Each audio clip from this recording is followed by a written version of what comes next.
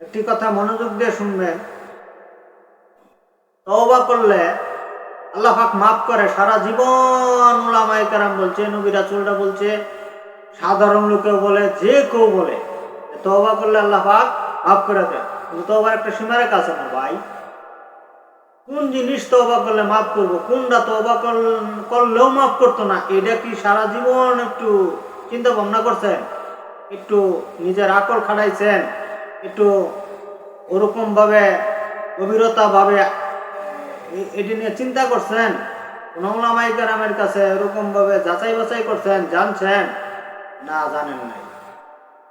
আবার যেখানে ওয়াজ মাহফিলের ব্যবস্থা করা হয় আমরা জানি না, শুনবার লেগিয়া বইনি না, কইনি আমার অনেক জানা আছে, অনেক শুনছি, অনেক শিয়া আছে, কিন্তু আপনি এই যে অবহেলা করতেছেন, জানেন না দেখে মানতেছেন না। আবার অনেক আছে জানার পরে মানতো না, যারা জানে না মানে না, মানতেছেও না, এরাও যদি ভুল করে মরে তবু জাহান্নামে যাব।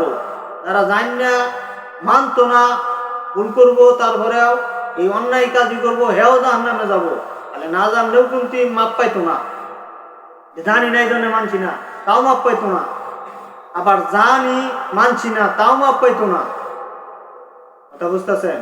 যেমন একটা মানুষকে যদি সে মাইরা ফেলা, তাহলে সে জানে মামলা হবো, কেস হবো, তো ধরে নেওয়ার পরে যাবজ্জীবন জেল হইতে পারে, ফাঁসি হইতে পারে, আবার অনেক দিনের জন্য জেল নির্দিষ্ট হইতে পারে, সে জানলো।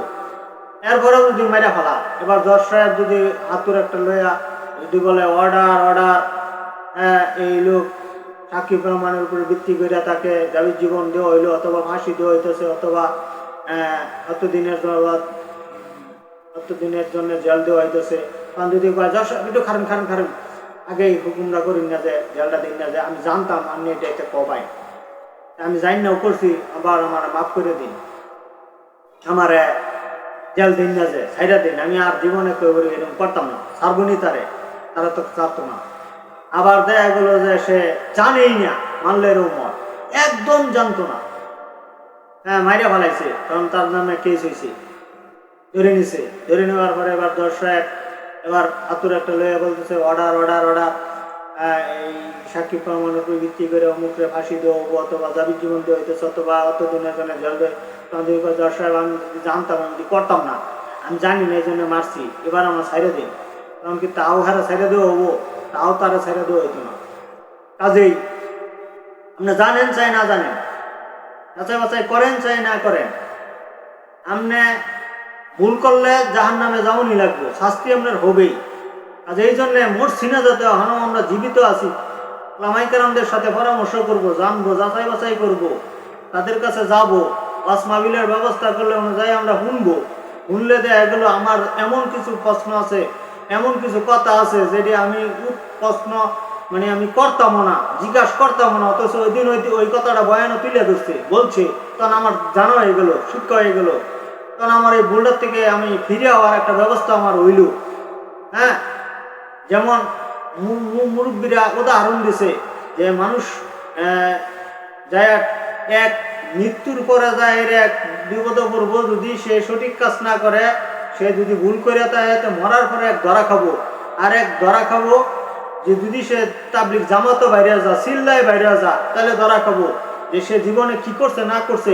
কোনো যাওয়ার পরে তার এইগুলো বয়ান টায়ন শুনিয়া আমিরের সাথে ওরা ওষা করার পরে দেখা গেলো যে তার জানা হয়ে যাব যে এই অন্যায়ের এই শাস্তি, এটা করলে এই শাস্তি, এটা করলে এই পরিমাণ ন্যাক, এটা করলে দামি হুন যায়, এটা করলে দামি হুন যায় না, এই জামাতও যায় ছিন যাব, তখন যায় তার ভুল ধরা করবো, এতদিন বালা করছে না খারাপ করছে, জামাতে যায় বোঝা হবো যে সে যদি এখন মারা যায় তাহলে হ্যাঁ কি পাবো। মরার পরে এক জানতে পারে, আরেক বাচ্চা থাকতে জানে, জামাতে যায় চিল্লায় যায়। এবার আমরা এমন কিছু কাজ আছে যেটা তওবা করলেও আল্লাহ পাক মাফ করতো না, আমরা এটি জানি না, কোনটি তওবা করলেও আল্লাহ মাফ করতো না। এর ভিতরে একটা সীমারেখা দিছে, কোনো মানুষ যদি সুদ খা তাহলে এই সুদের লাভের টেয়া খাইতে যদি এক পর্যায়ে এমন যা যে তার দিলের মধ্যে তার বিভাগে বাঁচছে যে আমি তো জাহান্নামের কাজ করতেছি, সে যদি বলে আমি আজকের থেকে আর সুদ খাইতাম না, হ্যাঁ ভালো হয়ে গেল, তওবা করলো, আল্লাহ তাআলা বলেন যে তুমি যত দিন লাগার যে সুদ খাইছো, এই লাভের টাকা গুলো যার যার কাছ থেকে আনছো, এটা দুইটা কৌশল আছে। হয় যাদের কাছ থেকে আনছো তা করে ফিরাই দিয়ে দাও, যে আমি এতদিন যে তোমার কাছ থেকে লাভের টাকা এত ডেতুরি নিছি, এটা যে আপনার ঘরে ঘুরাই দিলাম, হ্যাঁ আল্লাহর কাছে আমি মাপ চাই, আপনারা মাফ করে দিন, আমি বালা হয়ে গেছি, তওবা করলাম, আমি ইমান আমল লইয়া মরবার চাই। আরেকটা হইল যে আপনি যাদের কাছ থেকে লাভ আনছেন এটা আপনার স্মরণ নাই, কয়টি আনছুন, কার কাছ থেকে আনছুন জানা নাই, অথবা মারা গেছে, কেউ আত্মীয় স্বজনও নাই, দিবার হইতেছেন না, তখন আপনি একটা নির্দিষ্ট একটা করেন যাতে বেশি হয় কিন্তু কম যাতে না হয়। মনে করেন যে লাভের 1 লাখ খাইছেন, জানা আছে, একটা মোটামুটি জানা আছে, আপনি 1,20,000 25,000-এর মতন একটা জরিপ করে বাইর করুন যে আপনি রেত্রি টিয়া খাইছিলাম। তো এই টাকাগুলো আপনি সবের আশায় না, মানে আল্লাহর রাস্তায় দান করে দিয়ে দিন, সবের আশায় না, দান করে দিয়ে দিন। তবু আপনি তওবা করবেন যে দেওয়ার পরে যে আল্লাহ আমি মাপ চাই, তাহলে আপনি ক্ষমা পাবেন। তওবা করার পরে তখন আপনি দান করে দিয়ে আসছেন, লাভের টাকা আপনি বুক করেন না, আপনি খান নাই, আবার জাগর কাছে আনছেন, জাগরে লাভের টাকা দিয়ে আসছেন, আপনি খান নাই, এরপরে আপনি তওবা করছেন, মাপ চাইছেন, এরপরে আপনি নামাজ পড়তেছেন, রোজা রাখতেছেন, আবাদত বন্দেগি করতেছেন, আপনার তখন তওবা কবুল হবো, তখন আপনি নিষ্পাপ হবার হবেন। কিন্তু আপনি যদি এটা মনে করেন যে আপনার লাভের টাকা ধরেন আপনার 10 লাখ আপনার আসল টাকার সাথে আছে, 10 লাখ টাকা আছে জানা সত্ত্বে যে লাভেরই এটি, আপনি ওটি দিয়া এবার সারা জীবন চলতেছেন, আসল লাভ সবই আপনার কাছে রয়ে গেছে, ওটি দিয়ে সারা জীবন আপনি চলতেছেন, হাট বাজার করতেছেন, ব্যবসা বাণিজ্য করতেছেন, সব কিছু করতেছেন, আর নতুন করে টাকা লাগাইছেন না, নতুন করে আর সুদ খাইতেছেন না, নতুন করে আর টাকা লাগাইছেন না, তওবা করে আপনাইছেন আল্লাহ পাকের কাছে, আল্লাহ আমি মাপ চাই, আমি সারা জীবন সুদ খাইছি, আমি মাপ চাই। এই তওবা আপনার কবুল হয়েছে না, এই তওবা কবুল হয় নাই, আল্লাহ আপনার মাফ করতো না, আপনি মরার পরে জাহান্নামে যাবেন। কেন? যে এটা বান্দার হক ছিল, আপনি বান্দার হক নষ্ট করতেন।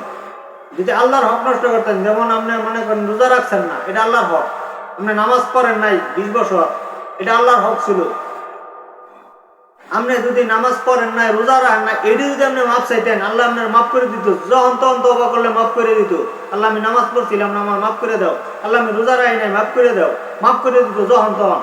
কিন্তু আপনি একজনের কাছ থেকে 1 লাখ টাকা আনছেন, ব্যাপারটা কেমনি নিবি নেই, দিতাম না, মাইরা খাই আসছেন, সে আপনার কাছে কোনোদিন আর চায় নাই, কারণ সে মারা গেছে, আপনার বাচ্চা রয়েছেন, তার পোলাবান আছে, এখন আপনি টাকাটা দিয়ে হাইরা দিদি কেন, আমার আল্লাহর রাস্তা দাবি ছাইরা দাও তোমরা, তোমার বাপ পাইতো, আমি টাকাটা দেই নাই, আমি খুব ওই সময় মানে অন্যায়ের দিকে ছিলাম, পাপের দিকে ছিলাম, এখন আমি তওবা করতেছি, এখন আমি আল্লাহর কাছে মাপ চাইতেছি, এই কারণে আমি তোমার টাকাটা দিয়ে দিলাম, তাহলে আপনি আল্লাহর কাছে ক্ষমা পাবেন, মাপ পাবেন, তওবা কবুল হবো।